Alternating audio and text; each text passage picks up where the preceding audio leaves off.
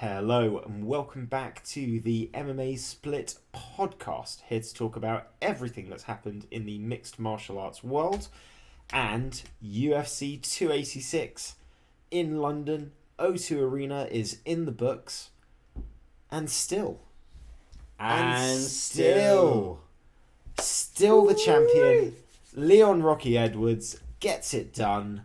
We are still here, still carrying on. I am still Matt. Joined as always by host and producer Josh, who is in a pretty damn good mood after a fantastic weekend of fights, entertainment, some excellent British prospects. In fact, to be honest, all but one of the so-called British prospects really delivered. I mean, obviously Casey O'Neill is more Australian and Scottish. Yeah. He couldn't get it done against Maya. Scott's Herbert... Australian. Draw, didn't get the win, but got the draw. It was an interesting one as well, because that was one of the picks that we had split. So Yeah. when that happened, I was a little bit relieved. I wasn't sure I was going to get that one. And it was due to a fence grab, which led to a point. Yep. Was it a fence grab or was it a ball shot? I'm trying to remember now. There were a couple of fouls. Wasn't it like there were... No, the Leon Edwards one where there was like a variety of different fouls. If you're going to foul, that's the way to do it. Like, spread your load, you know. I think the Herbert one was a groin strike, and he'd already had one. This is it. Yes, sorry. It was a groin strike. The second groin strike. Yeah. Some people were saying it hit him on the inside of the thigh, but I got to be honest. It still would have grazed the cup. Now, I'm not saying that one deserved a point deduction, but I'm like that was definitely like a nut shot. Let the man have his 5 minutes. Yeah, I would agree. I think the nut shot, the points off was a little harsh, but he'd had a couple of those in the clinch knees, and we'll be discussing that. We'll be discussing the main event. We'll be discussing the brutal co-main event between Gaethje and Fiziev that we definitely did not call correctly. We did discuss the fact that if Gaethje could have some success, like making him uncomfortable, this could potentially be a fun fight. But True. We did largely go with. We had Fiziev all day. I feel like I really put my mast on this will not be a close fight. This is going to be a bloodbath. Gaethje's going to look outclassed. You're allowed to be overconfident when you're hyping up what frankly was a great fight on paper. And True. It didn't disappoint. True. Basically, what I was trying to say with the English fighters is pretty much everybody apart from Sam Patterson can hold their head up high. Sam Patterson is probably got his head secured to a singular spot so that he can just get his bearings and have the ringing and the dizziness stop, because that was a couple of knockouts. Yeah, that was a couple of knockouts. And I'm not saying late stoppage, because like, you know, what was the ref really going to do? You know, he woke up so fast after the first one. Give him a chance. There was a fast stoppage, but yeah, he got absolutely blasted. Yeah, not the debut that you want. Not the debut that you want. We had two Christian Duncans win in wildly different ways, it's safe to say. So, with all of that to unpack, we're going to ask you, subscribe to the content and the channel. If you're not already subscribed, like the video, leave comments, tell us what your thoughts of the main event were. Tell us what you think about the whole card, UFC 286, any thoughts and opinions you have. Plenty to discuss though, Josh. I've got to say as well, the new subscribers, or the ones that have moved over, so much more engaged. We're not getting the comments, alright, fair enough, I'm going to push you too hard, but I love you guys are watching most of the episodes, you're liking the episodes. I used to go on and like the episodes. These I'm not doing the likes anymore. These are real likes we're getting. That's pretty cool. I mean, they were always real likes. But you know what I mean? Since we've moved the channel, we're kind of growing organically now. This is fun. Nice, and people are actually watching. Yeah, thanks for coming along. Honestly, nice. You should drop in a comment, because we'll give you shout outs. Shit, like, you know, we'll patch you in remotely if you want to do some picks with us. We're planning on growing, guys, so get in on the ground floor. Be the guys that chat to us for free now before we have like thousands of subscribers, and then we're having to like do super chats and shit. And we are still trying to bring in a third, so like engage, guys. Editor, producer, we want to have a third hand on the wheel. Yeah, it's safe to say. I think it's a good balance. Like, we do great, but I think it's always like a lot more fun when there's a third person, and also it frees me up to do a little bit more production wise. So, or We're more than happy to have other people come in. Like, we're very open to a collaborative process. I'm fucking getting off piece. I just wanted to say thank you for doing everything you guys have been doing. Very nice, very nice. And onward to the next one. Hopefully more subscribers to come after this video. With all of the admin out of the way, main event. Let's just remind everybody what was happening here. This was a title defense, very different from Michael Bisping's title defense. Michael Bisping was fighting Dan Henderson at number 13 ranked and 40 whatever years old in Manchester At 5 in the morning. at effectively a bit of a, you're the champ, you gotta have this nice coming home defense, and we're making it easy for you but also difficult for the fans at the same time. And it's the revenge. It's the opportunity to get that one back. Yeah, but it's also a revenge a little bit late in the making when guys are at different points in their careers. This was Leon having to fight the pound for pound number one guy when he was the champion. The best, at worst, the second best welterweight champion of all time. And with all the possibility and all of the pressure, this felt like MMA's biggest night. And Leon, who was a 3-1 underdog, who had a lot of people expecting this to look like Juliana Pena versus Amanda Nunes 2, like GSP versus Matt Serra 2, which can happen. It can easily happen when you get automatic rematches. And then you have a guy or a girl who has the belt, they have it for 6 months, whatever. The original champion wins it back in dominant fashion, and you just become a footnote in history that everyone kind of forgets. We didn't think it was going to be like that, though. We didn't, but this was what was at stake. And for Leon to pull out the performance that he did, minus a few fouls, which we'll get into, but for the most part, disciplined, technical, a mastery of range, kick selection, match preparation, adjustments, because he had to deal with Usman in southpaw. He had to deal with a huge amount of pressure, but he was always able to maintain the range that he wanted the fight to be at and just work on the body, work on those legs. Didn't really get a chance to set the hands up too much, but to be honest, he did it with the feet. Yeah, he didn't need to. Very comfortable, very smooth. I mean, he honestly just looked very, very relaxed in there. Even after the fence grab, it was just. I know that I think 2 of the judges gave Usman the second rounds. I thought the rounds were like reasonably close. They were competitive rounds, but I gave Rocky the first 2. How did you have it? Well, so here's the thing. Obviously, Just Leon Edwards, over the first 2 rounds. So Leon Edwards gets the decision, majority decision. He gets 2 48-46s and 1 47-47. So 2 of the 3 judges thought he won 4 rounds. 1 judge thought he won 3. Usman with the point ends up tying it on that scorecard when Leon wins on the 2 others. I had it 1 for Leon, 2 for Usman, 3 for Leon, 4 for Leon, 5 for Leon. Most of the people I've seen talk about this fight, most of the people I was watching with, seem to have a split between 2 and 3. Everyone I've spoken to has 1, 4, and 5 Leon. I don't see how you can give Usman any of those rounds, even though 1 judge did, which again makes no sense. Everyone I've spoken to who's split on rounds 2 or 3 thinks that Leon still won the other one.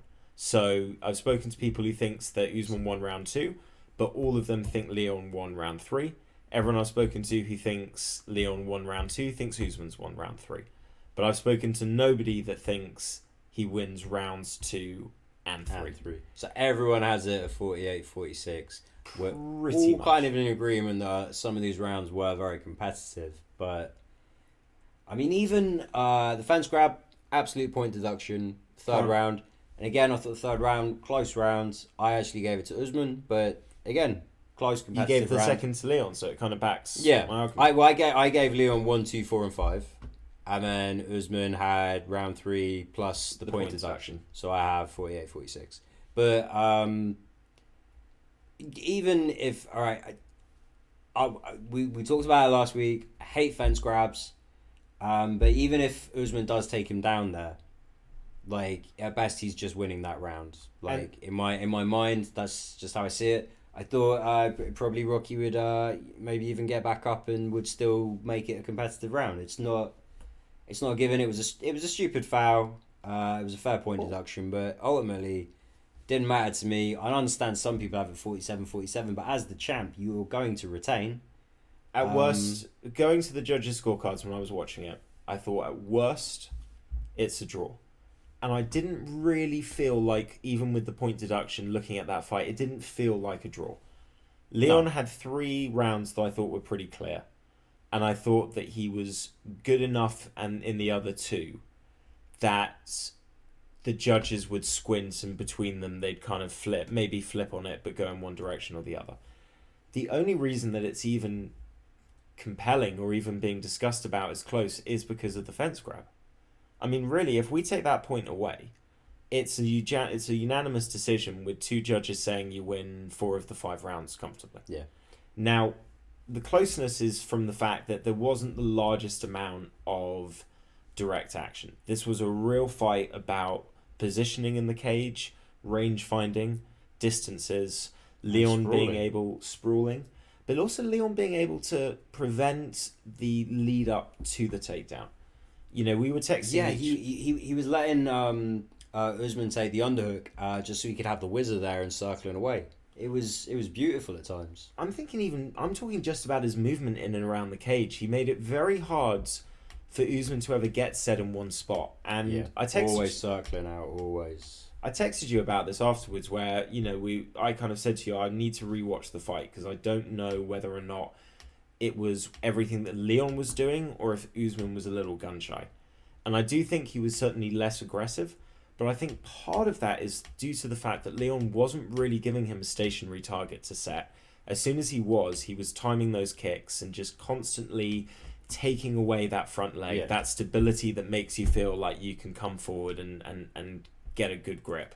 We did. It was in the 3rd round. You got that good jab on Leon, wasn't it? Yes. But that was really. I think that was kind of another thing that kind of edged that round for me to Usman. But yeah, you're right. He couldn't get set. He couldn't get comfortable. You know, he couldn't really go to orthodox stance because of the head dip, and his leg got chewed up so quickly in southpaw that it was just a fantastic game plan, fantastic execution. That is how you exert your will on another man. Like, that is just, I don't care like what you're good at. I have a game plan.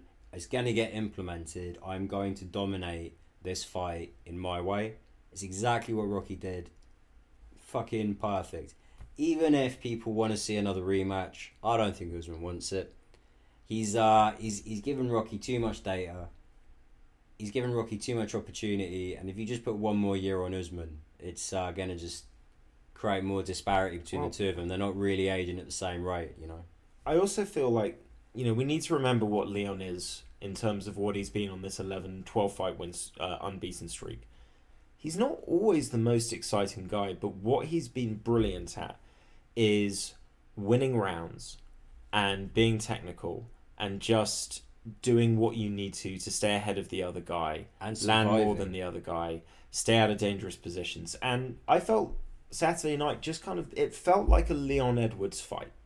It felt like what Leon Edwards done, minus a little bit. He's usually been a bit more aggressive with the wrestling and then positional grappling and all that kind of stuff. And against Usman, I think he didn't want to battle him offensively at that game. He made up for a little bit with the fouls, though. We'll get. There's levels to aggression, I think. We'll get to the fouls, but it was, you know, I've never seen it. I mean, we criticize, you know, Izzy's eaten some flack for this when he's had fights like this. But listen, man, if you have a guy that just you're able to keep at kicking range, who can be dangerous at boxing range, and you don't want to be clinching with, and you can just keep kicking that leg and taking the body out and racking up those points and staying outside of any of his danger shots. That's how you keep championships, man. Yep. Oh, actually, do you know what? The body work early as well. That was huge. Dude, he grounded him with one of those body shots. I thought he might finish him with the body shots, to be honest. I'll be honest as well. I definitely think there was a mental aspect with Usman from the second fight. But I think that body shot landing the way it did, And I think just Usman's somebody that likes to kind of keep grinding you through. And I think maybe his tyres got taken down a little bit. He didn't quite have the same gas in rounds 4 and 5. Yeah. So let's get to this point in the fight. Third round, Leon gets the point taken away. I think most people would have reckoned, and even his corner would have said, okay, with that, we're probably tied right now. You need to win the next 2 rounds. It wasn't Usman that came out and started cementing and dominating the fight. It was Leon. And 4 and 5, I think he felt that pressure of, I need to make sure I win these last 2 rounds. He got a bit more aggressive, still stopped everything Usman was doing, and put the seal of approval, put the stamp on it. Yeah. The knockout was great, but to then cement it with a hard-fought decision win across 5 rounds, it takes all the question marks out, unless you're Justin Gaethje. Nobody can really argue. I think even the people that think Usman should have won or got a draw have to accept Leon's the champ now.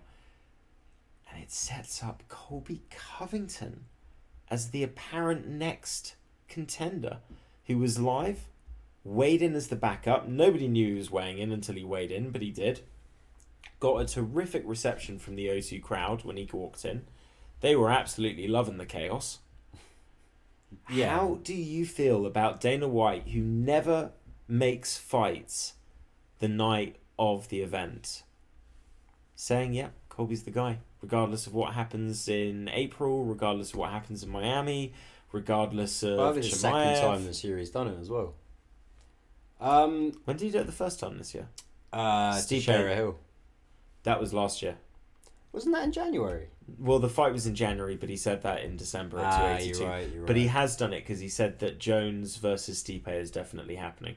But to be fair, he actually said that before Jones versus Garn even happened, because he said Stipe was fighting a winner, so he wasn't making the fight the night of the fight. That was before the fight. Either way, he doesn't usually do it. Colby's getting the next shot. Leon's not happy about it. I'm not happy about it. I've got a feeling you're not happy about it, but I'd like to hear you think. Talk. Before this, we went through a list of how many people we'd rather see fight for the belt before Colby. I think we both had about 3. I mean, I'd even put Usman in there again, so I've got 4 before Colby. I had 3. But to be fair, I'd say Colby's a close tie for number 3, if I'm really honest. Yeah, so we're thinking I would rather see Bilal Muhammad.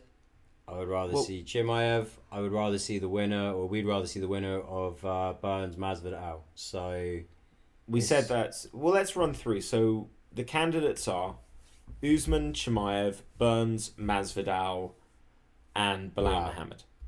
But you got to say with Burns and Masvidal, it's got to be the winner of that fight. It's winner, but I think maybe this is where I'm different from you. I have different. There's only one of those guys where if they win, I want to see them fight for the belt. Okay, yeah, fair enough. Mine would be this, and the problem is they all have pros and cons. So let's run through the 5. Chimaev, pro, undefeated, fought Gilbert Burns, looks like an absolute killer, has all the hype. Con, literally can't be trusted to make the weight in important fights. Yep. Colby Covington, pro, probably would have already been the champ if Usman wasn't around, and might be the best style to beat Leon. And he's a name that will sell, and the UFC knows it. Con, he's literally sat out for a year and a half, and the only people he's beat in the last 2 years is like Masvidal and Woodley, neither of whom might be in their prime when they beat them. Yeah. Burns isn't on a win streak, only has a 1-fight win streak. Has lost for the belt, but is an absolute dog who is dangerous everywhere. And if he beats Masvidal in convincing fashion, like, right up there, so... Exactly. Con, maybe he doesn't sell to an English market or to an American market. Maybe not, but at this point, they might not overthink it with the welterweight division, you know. You get the Brazil crowd in for that one. So for me, there's no con with Burns. And then Masvidal, well, if he beats Burns... If he knocks Burns out, that's a fucking big selling guy right there that people will get behind. Con, he's literally lost 3 fights in a row and been outclassed in all 3 of those fights in the exact way that pretty much everybody said throughout his run when he was smashing it in 2019. Everyone said this is what will happen to him when he fights the higher levels of this division, because this is what has always happened to Masvidal when he's fought the higher levels of this division. The only exception was he flying kneed Ben Askren before started wrestling, and it completely changed everyone's opinion. And rightfully so, because I fucking love Masvidal and he made money from that shit. But does not deserve to fight for the belt. Okay. No, but again, Colby doesn't deserve to fight for the belt. So you'd have Bilal first. Yep. Number 2 would be winner of Burns Masvidal for you. Yep. Number 3? Chimaev or even Usman again. Number 4, and then Colby. And then Colby. I would Or have, to be honest, Usman versus Colby winner. I would be more than happy with. That's potential. Okay, I get what you're saying. I would have Gilbert Burns first, assuming he wins against Masvidal. Bilal second, but I think you need that one to be either on the Abu Dhabi card or you need to go back to London, because I don't know if you're going to sell well in America with Leon versus Bilal. Number 3 for me is Colby. He's only just behind Bilal. And then I would have Masvidal 4 and Chimaev 5, because I'm not putting a card together with Chimaev if I can't trust him to make the weight. Yeah. And I'm English, so I don't want Leon Edwards like you run along up to heavyweight, Chimaev. You go there. Get the hell away from our precious British champion. I don't want any of that for Leon. Yeah, but either way, he's the champ. Hopefully an active champ. Hopefully we get to see a few of these at least a couple of these scenarios play out. Long may he reign. Why do you think Colby got this? What's he got on the UFC? Soft lips. I don't know. Maybe he just tickles Dana's balls just do you right. think he agreed? Do you think he agreed to drop the charges against Masvidal? UFC tapped him and just said, "Listen, mate, can you just drop this? We need you to make money for us. We need him to make money for us. Drop the fucking charges. We'll get you paid. You'll have a title shot." No, I don't know. Maybe paying or chipping into a settlement, but I don't know. It seems weird that somebody that's talked this much shit about Dana White is getting Dana White privilege. Well, I mean, it all started with Conor McGregor, and he used to chat a lot of shit. So. Oh, we'll be talking about Conor McGregor in a different video. And John Jones. You know what? I think Dana's got a thick skin when it comes to making money. I get you. How do you think the fight goes competitively, Leon versus Colby? I think Leon should still handle it, but I don't like. Different fight. Yeah, just Colby's constantly going to be coming inside, staying busy, and Leon's going to have to work a lot harder to keep circling away, keep his back off the fence, because anytime Colby can just threaten like takedowns, he will, just to grind, slow the fight, throw the knees, try to get the separation, knees to the chest. It's just like an annoying fucking rash when you look at it style versus style for Leon. And Leon likes having, a bit more time and space to set up meaningful shots. He likes to counter well, likes to set up that head kick, likes to be able to get his kicking game going. It's going to be frustrating trying to throw body kicks to a guy that's constantly just moving in and moving in and moving in and has the cardio to literally be that rash for 5 goddamn rounds. Yeah. You can. I definitely feel you can catch Colby with something though. Anybody who throws that much volume, he's leaving spaces, and I feel I feel like Leon could win that in spectacular fashion, and really make a name for himself. And in terms of money, I don't think it's a bad fight. You get to be the baby face. You'll have everyone supporting you. I mean, some people obviously be behind Colby, but you'll probably have the crowd on your side, and you'll probably sell a lot of pay-per-views in America. And if you've beaten Usman twice, no danger on the feet. You just have to deal with the volume and the cardio. The wrestling's going to be a problem, but I'd rather fight Colby than Bilal. The other thing is... Bilal's a problem. Bilal can hurt you. Oh, yeah. Bilal is also a huge issue. But deserves the chance, so that's just why I got to have Bilal top of my list. Yeah, the other thing with Rocky though is his takedown defense good, and his ability to get back up good, and his ability to survive fucking fantastic. I mean, people talk about him like he's chinny or something, But the truth is, like, he's been rocked, looked real fucking wobbled, and yet they can't finish him. And they still can't finish him. He finds a way to survive. Also, he's strong. Like, Usman is crazy strong. Yeah, he's And not like a lanky 6'2". Yeah. He did not look physically outmatched against Usman. And when Covington fought Usman, particularly the second time, and tried to wrestle him, it just looks like this, you're not the same type of strength and size and power as the guy you're fighting. And I think Colby might find that it's the same with Leon, where it's like, I've got this fast, dangerous, twitchy striker, and fuck me when I try and get round his hips. He's not easy to take down. Yeah. So I'd like that fight for Leon, and I think he should get more behind that fight. And then fight the Bilals of the world. Once you beat Colby for the UFC, you can start calling your shots. Yeah. He, like, to be honest, like, I don't like Colby. I don't think he deserves a shot, but I don't really care too much. And it's just one of those things where I'm like, yeah, Bilal deserves a shot. If Bilal sits and waits, do you think he gets a shot? Do you think he has to fight one more time? Oh, no. Check this out. Do you know who Dana said Bilal's got to fight now? Who? Shavkat Rakhmonov. Ah, I know, mate. I know. They're doing this guy dirty, man. Bilal must have very rough lips. It's fucking... No technique. He literally works the broadcast team for the UFC and ESPN. It's like, this guy has fought whoever he wants. Man's got techers. He fights exactly how you should fight the modern game. He fights whoever you want him to fight. He's main evented things. He's filled in on short notice. He's on the fucking broadcast team. And it's like... And he deserves the eye poke back. Beat undefeated Sean Brady when nobody wanted to fight that guy. And fuck me, the reward you give him instead of a title shot is Shavkat Rakhmonov. And I'll be honest, that's not an easy fight for either of them, man. Oh no. Like, it's a great fight. I'm just calling bullshit on it. That's like that time they made Tony Ferguson fight that audio cable. That was just out of order. It's bullshit, They always man. want one more. Yeah. It's bullshit, dude. Alright. Are you ready to move on to the co-main? I think we can move on to the co-main. I need to quickly go grab a antihistamine. My allergic conjunctivitis is killing me. Okay. Oh, so we're talking about co-main. Justin Gaethje versus Fiziev. I thought that this was going to be an outclassing. It kind of was in the end, but not in the way that I expected. And it looked a lot, with more success for the opponent, like the Bobby Green fight.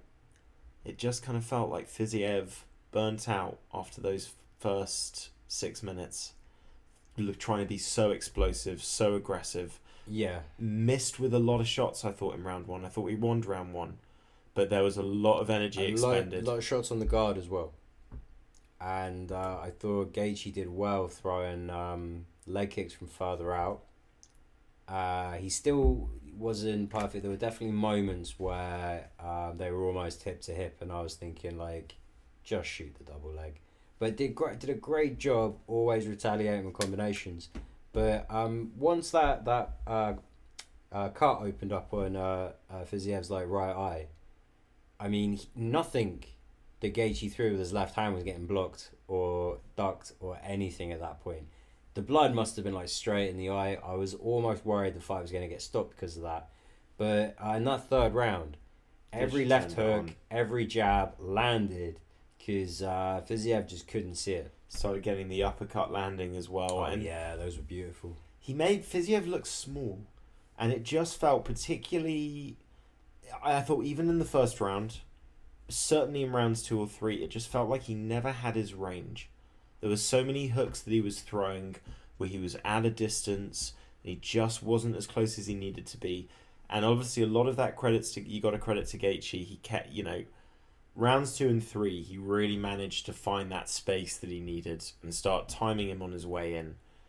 But it did kind of feel like it was just a case of Fiziev started doing this, Gaethje started doing this, yeah, and took the fight over, and really looked like a vet. He used the experience, he didn't panic, and won the fight by all metrics. I don't know if I agree with a 10-8 in the third round, but if you want to go on the old pride rules, and I kind of feel this for the main event as well, it's like both of these guys, they won on the scorecards, but they also won the fight. Yeah. And I like the way he, responded afterwards, just with his situation specifically. Okay, I've reached down. Right, I'm only fighting someone above me now. I'll wait. Like, yeah. That's what He's you done should say. Dustin Poirier a favour because Dustin Poirier was kind of sitting there as the odd man out. He was probably going to have to take a fight against somebody in that lower down bracket. Now, it looks like Gaethje versus Poirier 2 is the fight that everybody's talking about. And for Dustin Poirier, after getting the big win against Michael Chandler, one, it's another big fight in your career. That's a big payday. That's a big pay-per-view or a main event. It's in that bracket. And it's a winnable fight. You know you can win that fight because you won it before. And guess what? You beat Gaston Gaethje. And same for Justin Gaethje. You beat Dustin Poirier after fighting the people you fought previously.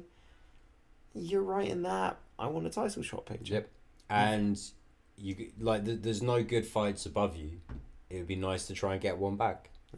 And I think for both guys as well, with all honesty, you don't even, if you match them against each other, you don't even need to do the whole match the old vet against the young guy that maybe beats him for the hype, because the loser of that fight probably accepts they're not winning the title and may even retire or then just become the fun fight guy. Yeah. Only Bisping got to pull off a Bisping. I don't think we'll ever see that again. There'll just be a big name to make some money, pretty much where we kind of expect Masvidal probably will. Who would you favour? Gaethje versus Poirier 2. Obviously Poirier got it done. Definitely. Still Poirier. Poirier got it done in the fourth. He was probably down on the cards after 3 rounds. Do you think it needs to be a 5-round fight for Poirier to win, or do you think he can get it done in 3? No, because I think Poirier understands that if he's got 3 rounds to do it, he does it in 3. Honestly, I just think Poirier's just too dangerous after the Khabib fight. You know, he really considered things, thought about, where he wanted to be. And, guess what? Like, he's still kicking ass. Fuck, I really think... I think Poirier probably look at it and go, okay, it's title run time. Well, he's already on title run time, but this is, excuse me, this is near enough an eliminator.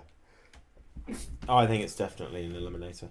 Yeah, there's no one else who the sells. Conor McGregor factor doesn't fuck things up again. It won't. I don't even think he's thinking about lightweight for his title fight, and we will talk about Conor McGregor later.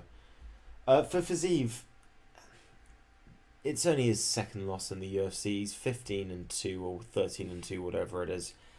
He'll learn from this. I think he needs to manage his energy better. I've seen him fight 5 rounds. I know he can do that. What you can't do is be so wasteful in the first round if you're not landing. Yeah, I honestly think though, if his eye didn't get cut, I think he possibly wins that fight. I don't think the 3rd round goes anywhere near like it did. Oh. True, but the cut wasn't from anything illegal. No. Still, I'm saying though, he knows if I can see out of both eyes, I probably win this fight. It's not a skill disparity thing. Okay, he doesn't have secret razor blades in his gloves. Sometimes you get cut, it happens. Sometimes you can deal with that cut. Sometimes it gets in your eye. Okay, it's just unfortunate. Gaethje deserves all credit. I'm just saying, I kind of have a hunch that if Fiziev can see out both eyes for the entirety of that 3rd round, maybe wins the fight. I know that he's good enough. He knows where he's at. I get what you're saying. He will bounce back. There's lots of people in the top 10 he hasn't fought yet, which means there's lots of fun fights that you can make. Let's talk about the rest of the card. Co-main and main were 1-1. Both got one right, both got one wrong. So, what we got right. Feature fight. Gunnar Nelson. I felt if he got him to the ground, fight's over. If he couldn't, there'd be trouble. You felt that he could actually win the fight, regardless in all areas. Well, I feel like against Barberena, if you're nice and light on your feet, I just felt he was going to have the better of the stand-up. And he, in the end, it didn't matter. He got him in the clinch, got him to the ground, got him mount, secured the armbar, seconds left in the round. I mean, that was like watching somebody play UFC 4. Down, mount, isolate the armbar, done. Yeah. Technical, made it look easy. I liked it when he started threatening the Americana and Bisping was just like, it's cheap. And I'm like, well, people do get them from time to time. And the thing about Gunnar Nelson is not only is he the submission magician, but people talk about his top control being very smothering. And he is a small guy for the division. It is all like pure like technique and just proactively forcing your opponent to set up their own traps. It's beautiful. He looks a lot more menacing with the bald hair and the mustache. I don't know, he's gunny. He's just such a cute guy to me always. He looks like he looks like an 80s movie villain now. And he barely says anything or smiles, so he's really intimidating. Yeah, I'm just picturing him saying yippee-ki-yay. Well, it's not the villains who say that. No. The Alan has that line at one point. Yippee-ki-yay. No, so what? So he says to John McClane, "You're just a cowboy." John McClane says back to him, "Yippee-ki-yay, motherfucker." And then at the end of the movie, he says, "What did you say to me? Yippee-ki-yay, motherfucker." And that's when John McClane starts laughing, and they all start laughing, and he's got the gun taped to the back of his back, and that's when he pulls it out and pulls the 2 shots and goes, "Happy trails, Hans." So he does get to say it. He does say it once, but so I'm picturing Gunny saying yippee-ki-yay. okay, good for that. Good win for him. Good win for Jennifer Meyer. This one we both got wrong. We thought Casey O'Neill was going to get it done. I thought she looked rusty. I thought she was getting outboxed pretty badly. Yeah. Was trying to fight long, but kept overreaching and just getting hit by really... Actually, I've got to give credit. Really nice combinations. Tight hooks, uppercuts on the inside. Every time they got close, Jennifer Meyer would land, break away, reset the distance, and it was just rinse and repeat over and over again. Yeah, I mean, there is a reason she got a title shot. You know, she is a solid mixed martial artist. We didn't give her enough credit in the big show. Shame on us. Got a little bit caught up, you know, flying the flag for the Scot-Australian. Listen, she hadn't lost. She dominated a lot of fights. The Roxanne Modafferi fight wasn't pretty, but my viewpoint on that was nobody really looks that good beating Roxanne Modafferi. Yeah. She's just awkward to fight. This, it really felt like there's a lot of work to be done on the feet. And I feel like women's flyweight is improving. Obviously, Casey's been away for a year at the same point when she was making that run into the kind of ranked numbers. And I feel the whole division has kind of improved during that time. And she's making a step up. And that's quite a big bridge. Like, there's a certain level of striking that's effective against a certain level of opponent. And then you go up that one extra notch. And suddenly you don't touch these people in the same way. Yeah. Plus, Jennifer Meyer, black belt, good grappler. I don't think Casey really looked like she wanted to test the ground out too much on that one. Even when you could see she was even halfway thinking about it, she just kind of eat shots coming in and it was like, well, you know, what's plan C? No. But this happens and she'll learn and she'll realise that there's a lot of footwork and a lot of things that you need to do to set up the things that you get to take for granted against the unranked people. Yeah. Learning experience, good win for Jennifer Meyer. One we got right, and a necessary win for Vettori. He gets back in the winners column just about against Roman Dolidze. I thought it was a fun fucking fight, man. Fucking, he got wobbled in that first round, man. He got his ass kicked in that first round. I still had it as a 10-9. But he got his ass kicked. He did. And, you know, he started the fight. Okay, I'm going to chew up the leg. I'm going to do this. I'm going to do that. He goes straight back to the game plan round 2. But good old fucking Marvin Vettori, like... Makes his adjustment. Yeah, you know, he's a man just... He doesn't just bat his head against the wall anymore. He can actually read what's in front of him a little bit. Starting to look like a real King's MMA product. And I know he's been going out and training elsewhere as well. But, you know, credit to Cordero, credit to... where else was he training for this camp? UFC in Vegas, I think. UFC PI. So, getting good work in, man. I don't think he's still anywhere near good enough to be a Whittaker, an Izzy, or a Pereira, but I think it could be Pereira. I think the wrestling comes into effect with Pereira. I'd consider that. I'd consider that. Delize's a good grappler, and he didn't really have that option. I think Um, they used to roll with each other. Usually when two grapplers trained with each other and then fight, you don't see them grapple too much if they know that they were kind of even. Yeah, and I think well, Delize does hit really fucking hard, but I think the chin might be on the way out. So I don't know how many times Pereira would have to hit him clean. Wow, listen, he got rocked, but as you say, Delize hit hard. I thought he adjusted very well, and I'll tell you what I like about Vittori. Nothing's 100%.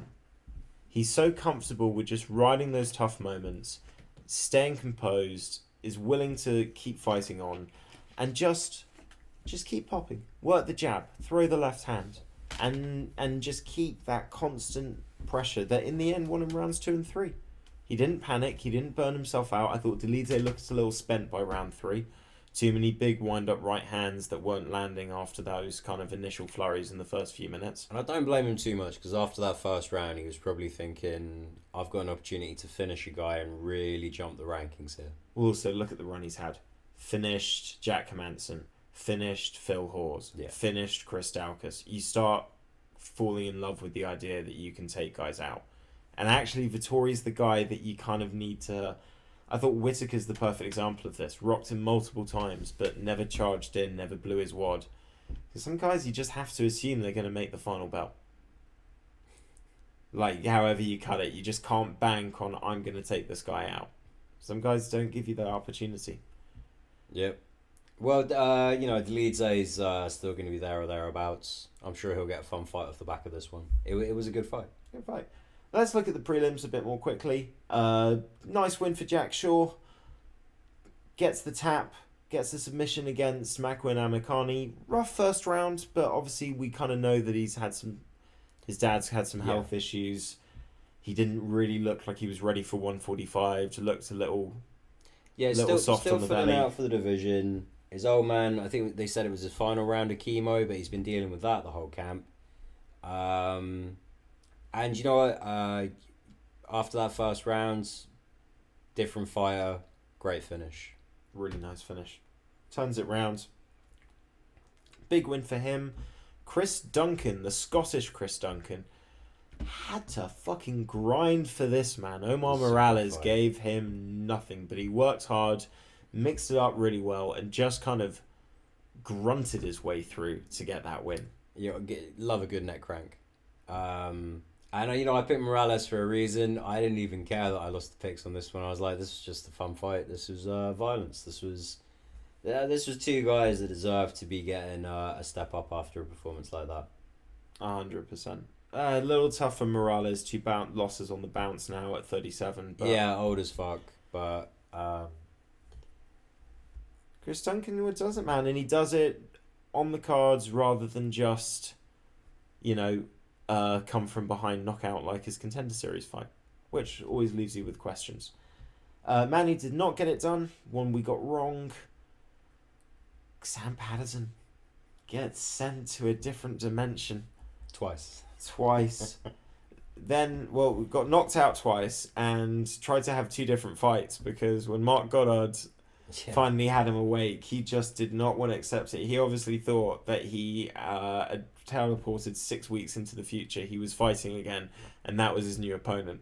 And he was not hearing it. He was going to throw as many punches as it took. Oh, yeah. Indicative of a warrior spirit. Always love that. Don't be so sloppy with your kicks, though. And the right hand that gets through dazes him. But it's that left hook as he's coming down. That just cleaned his clock. That one was brutal. Chin a little high as well. It's a problem with tall fighters, man. They all have a tendency to keep their chins up in the air. And Yamal Ashmouz built like a fucking tank. Absolute tank. Scary guy, man. He's still undefeated. We didn't give him enough love. The bookies didn't give him enough love. We didn't know enough about him. We didn't know anything about him. I didn't know anything about Sam Patterson, though, and I still picked him. Yep. Just ran through him. Was what it was. Let's talk about this. Let's talk about Makayev. Let's talk about this knee bar, man. Well, I mean, I really controlled the fight up until that point. It's a good fight. He's Okay. doing well. Got a little sloppy. Got out of it. Gets the win. That knee looked pretty fucked up though in the fighters afterwards. Now, It looked fucked up knees can swell bad, in doesn't the process. Yeah. A swollen knee can mean a lot of different things, but like I really hope that this isn't like a 6-9 month thing. Have you heard anything on the? I haven't. He says, I mean, he's been on the Ariel Hawani MMA Hour. I haven't seen that interview yet. I'm just aware of the fact that he was on and he was talking about it. As far as I understand, he hasn't got any results back yet, but I'd be surprised if something didn't tear. Because he spent a good 20 seconds with his knee bent the wrong fucking way around. And when he turned away out of that position and clung onto the guy's back, I was watching it in a bar with a few people because it was on at English Times. Thank fuck for that. I could actually socially enjoy it. It was fantastic. I kind of said to them, I'm like, he needs to get this tap right now. He needs to keep this guy on the ground for the rest of the fight. Because I think that all this guy needs to do is stand up and ask him to get up. And this fight's getting called off. And I had my cousin Tom, who put a bet on pretty damn good odds for the other guy. What was his name? Filio. Yeah, Filio. To get a win by finish. Going fucking ballistic. Because he's just like, he's got him. Just stand up. Just fucking stand up and you've won. And then obviously Makayev takes the back and he gets the tap, man. And that is heart. That is a guy who is not willing to quit at a point when 99.99%, not of the world, of MMA fighters tap in that situation. And depending on the damage, I'd almost say, bro, it's just a loss, man. Just fucking, this ain't boxing. Well, yeah, if it's a 9-month thing, you could have got 2 more wins in that time. Sometimes it's better to tap. Yeah, I mean, he is young though. Hopefully it's not too bad. We'll see. That's some serious mental willpower though, man. I mean, that is... You find out, like, that's the kind of moment when you really see the mental fortitude of a man. Yeah, I think that's a guy who really didn't want to lose in London as well. Yeah, but that's Tony Ferguson level, man. That's... Oh, yeah, yeah. And Tony Ferguson knew that the bell was coming. He only had to hold that for a few seconds. Yeah, but Tony Ferguson also did that shit in the first round. Yeah, but Makayev did not have a bell that was going to save him, man. He took that pain knowing it could get worse, and this could be even worse if I don't get... I mean, insanity, but worth a huge amount of praise. We got that one right. We got Leroy Murphy right, who had to fight a dangerous-looking undefeated guy. I mean, a lot of undefeated fighters on this card. In Gabriel Santos, who looked really fucking good, man. Had him in some dangerous positions on the ground. Leroy Murphy just managed to outwork him, get back to his feet, got a couple of points of top control, outworked, outlanded, got the decision. Another one we got right, but not in the way we wanted, was Christian Leroy Duncan, mate of my mate Elliot. They used to play basketball with each other. I was so excited for this fight. I thought Todorovic was going to be a good opponent for him, but somebody he could beat. I thought from what we saw, striking looked really nice, man. Throwing that lead, oblique kick, light on his feet. But before he even had an opportunity to set anything up and really kind of get going... Yeah, it was just Condit, Woodley, just... The knee goes. He blew his... Todorovic blew his knee out. And very respectful between the two of them. I think Todorovic felt bad for him as well. He couldn't really Christian couldn't really understand what was happening. Yeah, he's asking for a quick turnaround though. I'm sure I'll get it. Plenty of good options out there. I think his best bet is also just kind of stay in shape now and just fill in on the first dropout. That's what I was thinking. That's the biggest way to kind of get a higher profile fight. Go out to America. They could probably put you on a card within 4 weeks. You're in shape. You're undefeated. You get your win bonus. Okay, maybe you didn't get a performance bonus, but you took no damage. Flawless victory. Debut out the way, man. Yeah. Championships, here we come. next fight, I can't even remember what the next fight was before that. I'm going to have to consult my phone. I believe Jake Hadley absolutely running through Malcolm Gordon. There is something about this kid, man, that I do not like. And what I mean by that is that I'm 100% convinced that if I met this person in any personal context, I would fucking hate this dude. He just reminds me of someone that I would not like. I think he has all the talent in the world, but even when they signed him, there were a lot of people in the UFC saying this is a bad idea. There are a lot of people on his own management team saying, we don't know if this is a good idea for Jake Hadley. This could go to his head. He's harder to work with than you think. And even when he won his Contender Series fight and they were giving him the contract, apparently he almost had a fight with some of the UFC staff. Like, this is how much of a fucking nutter he is. He hates Muhammad Makayev. Yep.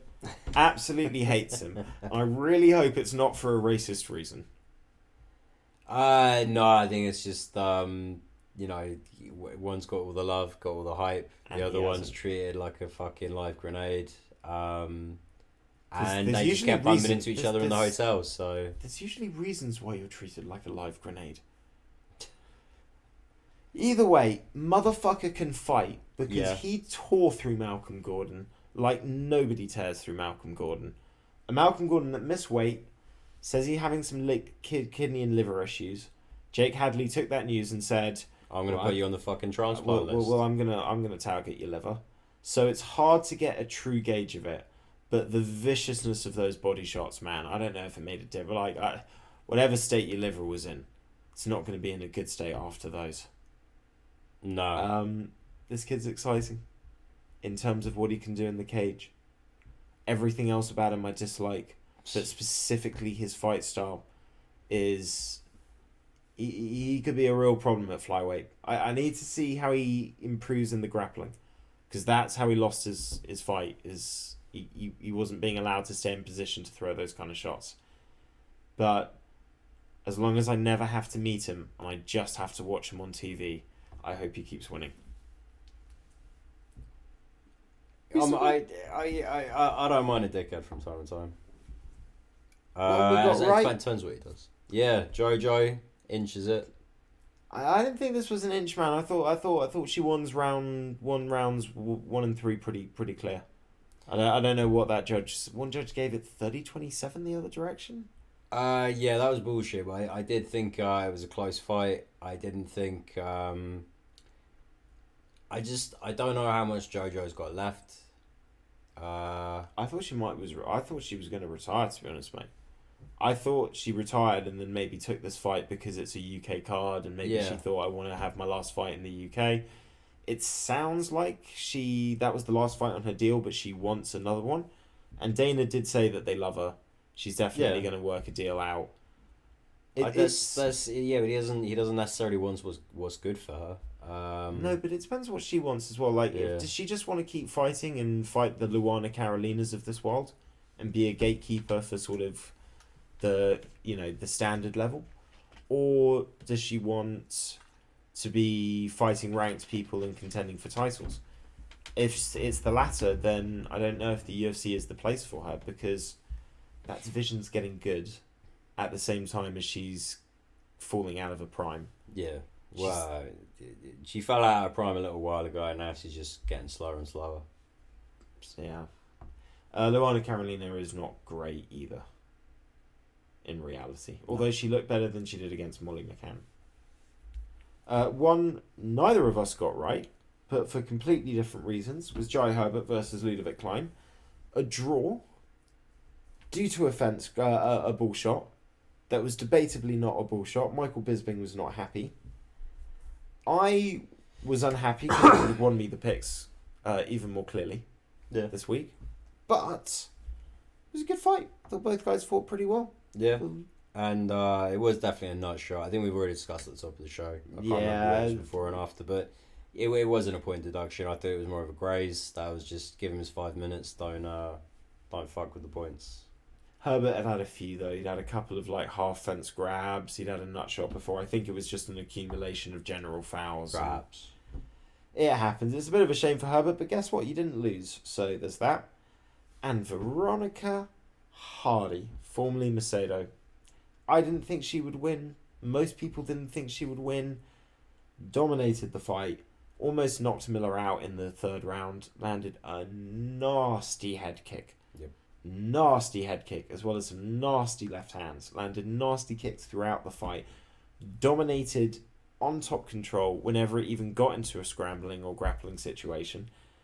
Clearly, she's been doing a lot of work on top and bottom with Dan Hardy. And on top of that, during the daytime, she's trained. So, all of that work. It's a sex all stroke, of that guys. work. All of that work has paid off tremendously. Yeah, it wasn't even close. And she's only 27 years old, man. Yeah, and Miller, I guess the best thing you can say for her is you probably learnt a lot, got some good rounds in there, getting your ass kicked. I feel this is a lower level of the lesson that Casey O'Neill learnt against Jennifer Meyer. In the sense of, I've been scrappy, there's a level of striking where I just have to throw my hands and plant my feet, and my opponent just kind of is in this range and I can land stuff. And actually I suddenly have an opponent that's changing distance and changing range and luring me in, and nothing I'm throwing is where she currently is, it's where she used to be. Like I say, you can get away with that to a point, and then as soon as you can't, you start paying for it like there's no tomorrow. I remember the first time I ever sparred your mate. Do you remember Dan from Travelodge? Yeah. And first time I sparred him, and I was thinking to myself, I've been sparring Josh, I know what I'm doing. And then suddenly I couldn't hit him. Yeah. I just could not hit him. And it was so frustrating. And I couldn't even figure out how to set myself up to hit him.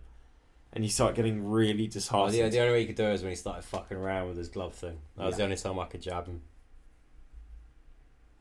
Alright. Good card. Yeah. Very good card. Bit of drama from that card. Do you want to talk about Justin Gaethje's?